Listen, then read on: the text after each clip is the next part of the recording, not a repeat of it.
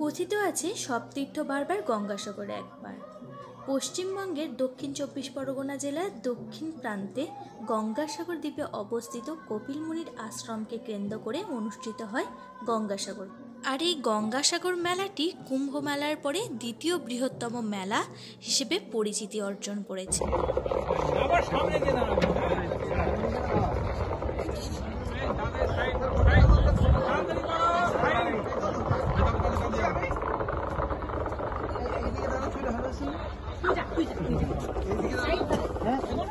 এটি হলো কচুবেড়িয়ার ঘাট।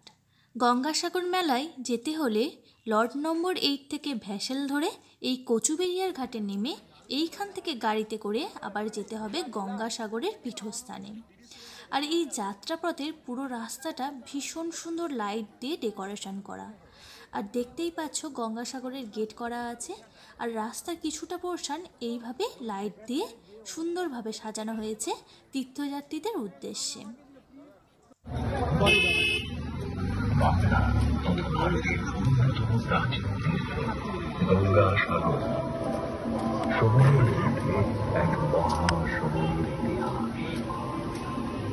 এখন আমরা উপস্থিত হয়েছি কপিল মুনির আশ্রমের ঠিক সম্মুখভাগে।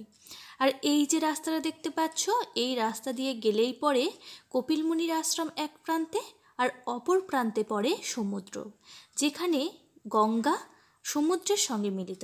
পৌরাণিক কাহিনীতে বর্ণিত আছে সগর রাজা 100 অশ্বমেধ যজ্ঞ পূর্ণ করার জন্য অশ্বমেধ যজ্ঞের ঘোড়াকে পৃথিবী পরিভ্রমণে পাঠিয়েছিলেন, আর সঙ্গে প্রেরণ করেছিলেন তার 60,000 পুত্রকে। আর ইন্দ্র মানে ভগবান ইন্দ্র তখন ভয়ে ভীত হয়েছিলেন, যদি সগর রাজা 100 এই অশ্বমেধ যজ্ঞ পূর্ণ করতে পারেন তাহলে তিনি পৃথিবীর অধিপতি হবেন। তাই তিনি এই অশ্বমেধ যজ্ঞের ঘোড়াটাকে কপিল মুনির আশ্রমে বেঁধে রেখেছিলেন। আর তখন 60,000 পুত্র এসে দেখলেন যে একটা মুনির পাশে এই ঘোড়াটা বাঁধা আছে।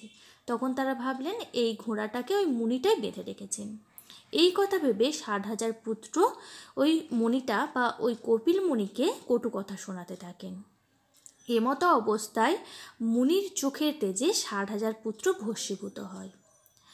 সগর রাজার বংশধর ভগীরথ গঙ্গাকে স্বর্গভূমি থেকে এই গঙ্গাসাগরে আনয়নের মধ্য দিয়ে ওই 60,000 পুত্রের প্রাণ ফিরিয়ে পেয়েছিলেন। সেই থেকে এই স্থানটা একটি পুণ্যস্থানে পরিণত হয়। আর এই জলে স্নান করলে সমস্ত পাপ ধুয়ে যায় বলে মনে করা হয়।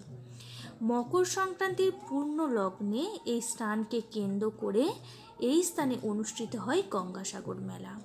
আর এই গঙ্গাসাগর মেলায় দেশ বিদেশ থেকে বহু দর্শনার্থীর আগমন ঘটে। আর এই উদ্দেশ্যে দেখো এই গঙ্গাসাগরটাকে কত সুন্দর করে সাজানো হয়েছে। এটা হলো সেই কপিল মুনির আশ্রম। আশ্রমের আলোকসজ্জা দেখতে পাচ্ছ। আর এই দেখো এইগুলো হচ্ছে গঙ্গা আরতি করার জন্য তৈরি করা, মানে প্রিপারেশন করা হচ্ছে। কাল ভোরে হবে গঙ্গা আরতি।